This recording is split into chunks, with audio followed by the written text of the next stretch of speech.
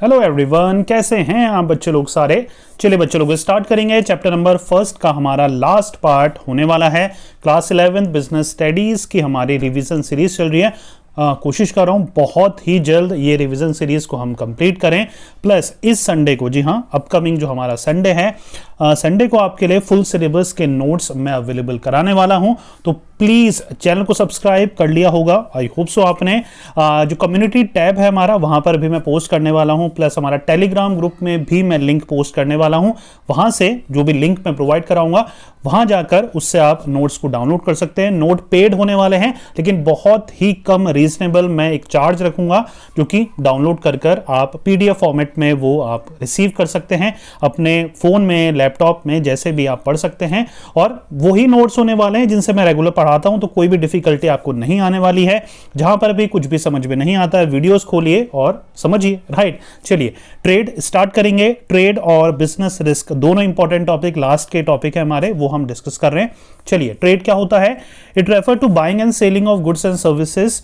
Trade क्या होता है? नॉर्मल सा कॉमर्स की तरह ही ट्रेड भी buying and selling of goods and services होता है। ट्रेड दो कैटेगरी में डिवाइड करा गया है, इंटरनल और एक्सटर्नल। इंटरनल मतलब कंट्री के अंदर अंदर जब हम बिजनेस करते हैं।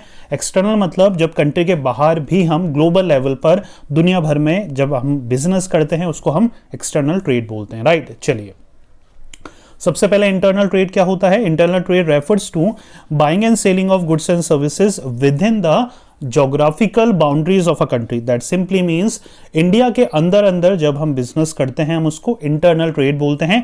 इसी को हम होम ट्रेड भी बोलते हैं, home trade, right. External trade की बात करें या इंटरनल ट्रेड के ही पार्ट्स होते हैं। होलसेल ट्रेड है, it refer to buying and selling of goods and services in large quantity. देखिए, एक चेन चलती है, आप 12th में पढ़ेंगे या फिर 12th में जो बिजनेस स्टडीज में आप, जो आपकी सेकंड बुक है, उसमें आप पढ़ेंगे मार्केटिंग चैप्टर में, कि एक चेन चलती है, चेन ऑफ डिस्ट्रीब्यूशन इसको बोलते हैं। होलसेलर होता है, रिटेलर होता है, कस्टमर होता है, उनके ऊपर एक मैन्युफैक्चरर होता है जो प्रोडक्ट को बनाता है, राइट। तो जो कंपनी प्रोडक्ट को बनाती है, वो कंपनी होलसेलर को देती है। होलसेलर बड़े बड़े क्वांटिटी में, लॉट में चीजों को रखता है, वो रिटेलर्स को देता है, रिटेलर्स हमें देते हैं, कस्टमर को देते हैं, राइट। तो होलसेल ट्रेड में क्या हो गया? होलसेलर जो है आपका, वो बड़े क्वांटिटी में, लार्ज क्वांटिटी में प्रोडक्ट को अपने पास स्टोर में रखता है, और वो जो है डायरेक्टली कस्टमर को नहीं देता है, वो रिटेलर को देता है, रिटेलर हमें देते हैं, कस्टमर को देते हैं, राइट। रिटेल ट्रेड कौन होता है? Refer to buying and selling of goods and services in small quantity.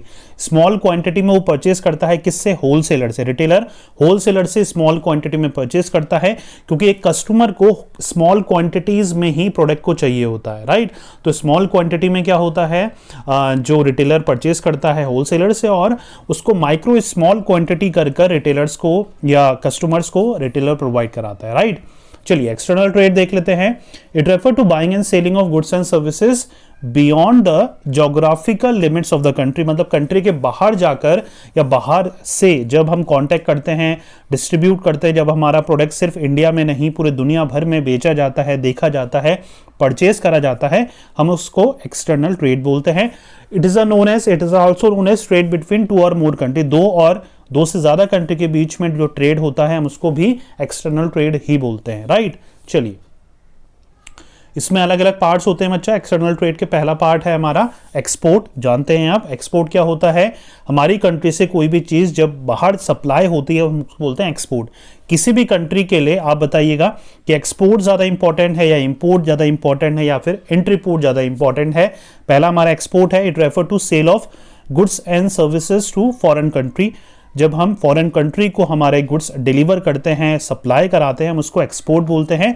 The developing countries like India encourage export as it result in increasing foreign reserve. अब ये लाइन सही है या गलत है, वो मुझे आप बताएंगे कि कंट्री, इंडिया जैसी कंट्री एक्सपोर्ट को प्रमोट करती है, क्यों? क्योंकि उससे फॉरेन रिजर्व आता है। क्या फॉरेन रिजर्व इंडिया के लिए अच्छा है? नहीं है? प्लीज कमेंट करके जरूर बताइएगा। चलिए, इंपोर्ट की बात करें। इंपोर्ट क्या होता है? एक्सपोर्ट का जस्ट अपोजिट होता है। अब हम परचेज करते हैं बाहर की कंट्री से। It refer to buying of goods from a foreign country. Import of technology और capital good is encouraged as compare to import of consumer goods. अभी बता रखा है कि कैपिटल और, देखिए हम इंपोर्ट वो चीजें करते हैं जिस चीज की हमारी कंट्री में कमी होती है, सिंपल सी बात है, राइट। इंट्रीपोर्ट की बात करें तो इंट्रीपोर्ट क्या होता है, देखिए ये इंपॉर्टेंट टर्म है। It refer to import of goods for the purpose of export. It refer to import of good for the purpose of export. नहीं आया समझ में? चलिए नेक्स्ट लाइन में समझ में आ जाएगा। In entrepot the goods are purchased from a foreign country. Foreign country से हम गुड्स को परचेज करते हैं, बट नॉट फॉर कंजप्शन, हमारे लिए हम यूज नहीं कर रहे। बाहर की कंट्री से हमने गुड्स तो बना लिए, मंगा लिए, हमने परचेज कर लिए, लेकिन अब हम उसको यूज खुद नहीं करते हैं। अब हम क्या करते हैं, but not for consumption in home country but for selling these goods to some other foreign country. मतलब अमेरिका से कुछ मंगा लिया हमने, राइट, थोड़े बहुत चेंजेस करे उस प्रोडक्ट में, जो भी अमेरिका से प्रोडक्ट मंगाया है, और वो प्रोडक्ट हमने चाइना को बेच दिया, या फिर चाइना से हमने सस्ता कोई प्रोडक्ट मंगाया है, उसमें हमारा लेबलिंग कर ली, पैकेजिंग कर ली, और महंगे दाम में हमने अमेरिका को बेच दिया। That is called entrepot. Simple. चलिए आगे है एड्स और लग्जरीज टू ट्रेड। ये भी हमारा एक पार्ट ही है ट्रेड का। The activity which help in smooth flow of trade are known as aids to trade. जो एक्टिविटी स्मूथ फ्लो, मतलब दिक्कतें जो आती है बिजनेस को करते वक्त, ट्रेड को करते वक्त, कॉमर्स को करते वक्त, वो दिक्कतें दूर करती है हमारी लग्जरीज टू ट्रेड। जैसे मैंने बताया था आपको, प्राइमरी, सेकेंडरी, टर्शरी सेक्टर में सप्लाई करने में, डिस्ट्रीब्यूशन करने में, मनी से रिलेटेड, इंश्योरेंस से रिलेटेड जितनी भी दिक्कतें आती हैं, वो लग्जरीज टू ट्रेड हमारा हेल्प करता है ओवरकम करने में। इसमें कौन कौन सी चीजें आती हैं? ट्रांसपोर्टेशन आता है, कम्युनिकेशन आता है। देखिए ट्रांसपोर्टेशन के बिजनेस पे जरूरत पड़ती है, टेलीफोनिक कन्वर्सेशन की जरूरत पड़ती है तो कम्युनिकेशन भी उसका पार्ट है, पैसों की जरूरत पड़ती है तो बैंकिंग एंड फाइनेंस उसका पार्ट है, इंश्योरेंस की जरूरत पड़ती है, गुड्स को सेव करने की जरूरत करनी पड़ती है, स्टोर करने की जरूरत पड़ती है तो वेयर हाउसिंग की जरूरत पड़ती है, गुड्स को प्रमोट करने के लिए एडवर्टाइजिंग भी करने की जरूरत पड़ती है तो एडवर्टाइजिंग भी उसका पार्ट है। सिंपल हो रहा है। चलिए आगे बढ़ते हैं। Next important topic business risk है हमारा। बिजनेस रिस्क क्या होता है? देखिए business risk refer to the possibility of losses और inadequate profit due to uncertain और unexpected event। क्या होता है इसमें? लॉसेस होने के चांसेस होते हैं या फिर प्रॉफिट कम होने के चांसेस होते हैं। क्यों? अनसर्टेनिटीज या अनएक्सपेक्टेड इवेंट की वजह से। ऐसे परिस्थितियां, ऐसी इवेंट जो कि हमारे कंट्रोल में नहीं है, उनकी वजह से जो बिजनेस को लॉसेस होते हैं, जो प्रॉफिट में कमी आती है, हम उसको बिजनेस रिस्क बोलते हैं, जो कि किसी भी बिजनेस के कंट्रोल में नहीं है। सिंपल। चलिए नेचर ऑफ बिजनेस रिस्क की बात करें कि नेचर क्या है बिजनेस रिस्क का, तो business risk arises due to uncertainty, क्योंकि फ्यूचर हम प्रिडिक्ट नहीं कर सकते, हम जानते नहीं है फ्यूचर में क्या होने वाला है, इसलिए बिजनेस करने में रिस्क है। Risk is an essential part of every business. आप भी जानते हैं, मैं भी जानता हूं कि रिस्क जो है इंपॉर्टेंट पार्ट है किसी भी बिजनेस का। विदाउट रिस्क प्रॉफिट भी नहीं है, राइट। चलिए degree of risk depends upon the nature and size of business. बिल्कुल डिपेंड करता है, जितना बड़ा बिजनेस होगा उतनी ज्यादा रिस्क ज्यादा होगी उस बिजनेस में, जितना छोटा बिजनेस होगा उतनी ही रिस्क कम होगी। एक मैन्युफैक्चरिंग कंसर्न में रिस्क ज्यादा होगी, एक ट्रेडिंग कंसर्न में रिस्क कम होगी, राइट। तो वो अलग अलग तरीके से रिस्क डिपेंड करता है, छोटी, बड़ी, middle size, type of organization, सब में रिस्क डिपेंड होती है। Profit is the reward for bearing the risk. भाई प्रॉफिट जो होता है वो रिस्क लेने पर ही होता है, राइट। रिस्क है तो इश्क है, जो अभी फेमस डायलॉग चल रहा है, राइट। तो प्रॉफिट जो है वो कब होता है? प्रॉफिट तभी होता है जब कोई बंदा रिस्क लेता है, राइट। कॉजेस क्या होते हैं, किस वजह से बिजनेस रिस्क होता है? पहला है नेचुरल कॉजेस। नेचुरल कॉजेस में क्या हो गया? आपकी फैक्ट्री है, आपकी इंडस्ट्री है, आपकी दुकान है, अर्थक्वेक आ गया, फ्लड आ गया, ड्रॉट पड़ गया, फेमाइन आ गया, इसकी वजह से ये क्या नेचुरल क्लॉजेस हैं जिसकी वजह से आपके बिजनेस को रिस्क हो सकता है, राइट। ह्यूमन कॉजेस की बात करें कि लोग के अच्छे काम ना करने से, लोगों के मशीनरी में अच्छे काम खराब करने से, मशीनरी अच्छे से नहीं चल रही है, उसको हैंडल अच्छे से नहीं कर रहे हो या लापरवाही से काम कर रहे हो, तो ह्यूमन की वजह से जो लॉसेज होते हैं, human cause are related to the chance of loss due to human being और एम्प्लॉयज ऑफ द ऑर्गेनाइजेशन। मतलब एम्प्लॉय ने कोई गलती कर दी, राइट, कोई स्टाफ मेंबर ने कोई गलती कर दी, तो उसकी वजह से जो लॉस होते हैं, बैलेंस शीट अच्छे से मैनेज नहीं करी, डिसीजन हमने गलत ले लिया, बॉस ने कोई डिसीजन गलत ले लिया, तो वो ह्यूमन कॉजेस हैं जिसकी वजह से हमें रिस्क होता है।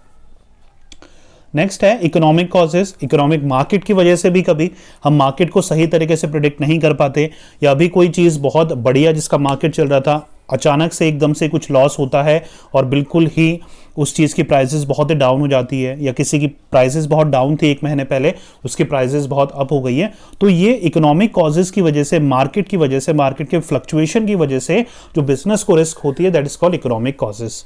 फिजिकल कॉजेज क्या होते हैं?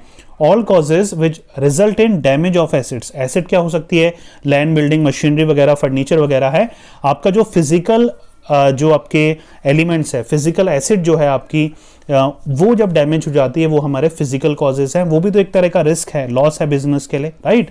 चलिए टाइप की बात करें, अलग अलग टाइप के बिजनेस रिस्क होते हैं। पहला है insurable risk. The risk which can be recovered are called insurable risk. मतलब जो चीज रिकवर्ड हो सकती है। Generally the natural and physical risk are insurable risk, right. Natural and physical risk क्या है? इंश्योरेबल रिस्क है, मतलब जिनका इंश्योरेंस करा जा सकता है, राइट। तो इंश्योरेबल रिस्क क्या होती है? The risk which can be recovered are called insurable risk. मतलब जिन चीजों का हम इंश्योरेंस करा सकते हैं वो इंश्योरेबल हमारे रिस्क है। नॉन इंश्योरेबल क्या होता है? The risk for which no protection is available. मतलब जिसका इंश्योरेंस नहीं करा जा सकता। Generally the economic risk, market का क्या हम इंश्योरेंस कराएंगे। और ह्यूमन रिस्क, ह्यूमन बीइंग कब गलत डिसीजन ले ले, कोई गलत काम कर दे, उसका हम इंश्योरेंस नहीं करवा सकते हैं, राइट। स्पेकुलेटिव रिस्क क्या होता है? देखिए, involve both the possibility of profit as well as loss. मतलब ऐसे रिस्क जिसमें प्रॉफिट और लॉस होने के चांसेस दोनों इक्वल हैं, जैसे change in prices, demand, change in fashion. तो यहां पर क्या है? बोथ पॉसिबिलिटी है, या तो प्रॉफिट हो सकता है या फिर लॉस भी हो सकता है। प्योर रिस्क का क्या होता है? देखिए नेक्स्ट है, pure risk involve only possibility of loss और नो लॉस। यहां पर प्रॉफिट नहीं होता है, यहां पर या तो प्रॉफिट तो होता ही नहीं है, यहां पर या तो लॉस होगा या लॉस नहीं होगा। आई रिपीट, यहां पर प्रॉफिट नहीं होता है, यहां पर या तो लॉस होता है, यहां पर या फिर लॉस नहीं होता है, या तो लॉस होगा या लॉस नहीं होगा।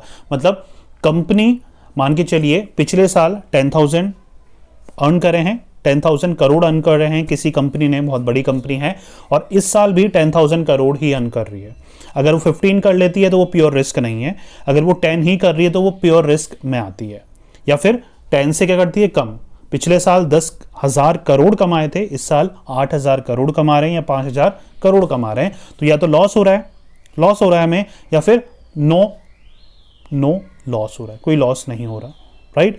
मतलब 10,000 पिछली बार, 10,000 इस बार, प्रॉफिट नहीं हो रहा है इसमें, सिंपल हो रहा है। चांस ऑफ फायर, थेफ्ट और स्ट्राइक। चांस ऑफ फायर, आग लगना क्या है? या तो लगेगी या नहीं लगेगी, प्रॉफिट थोड़ी है इसमें, या तो फायर लगेगी। चोरी होगी या चोरी नहीं होगी, चोरी नहीं हुई तो वो प्रॉफिट थोड़ी है, चोरी हो गई तो वो लॉस है। स्ट्राइक वर्कर्स ने कर दी, नहीं करोगे तो ठीक है, प्रॉफिट थोड़ी है, कर दी तो लॉस होगा, सिंपल। चलिए, तो ये था हमारा टाइप ऑफ रिस्क। उम्मीद करता हूं इंश्योरेबल रिस्क या बिजनेस रिस्क जिसको आप बोल सकते हैं, वो टॉपिक समझ में आ गया होगा। ट्रेड टॉपिक भी आज हमने डिस्कस करा। फर्स्ट चैप्टर का हमने रिवीजन देख लिया है, 4 या 5 पोर्शंस में हमने डिवाइड करके देखा है। नेक्स्ट वीडियो कल आने वाला है, देखना मत भूलिएगा। डिस्क्रिप्शन में टेलीग्राम ग्रुप का लिंक है, प्लीज ज्वाइन करना मत भूलिएगा, right. Thank you so much for watching.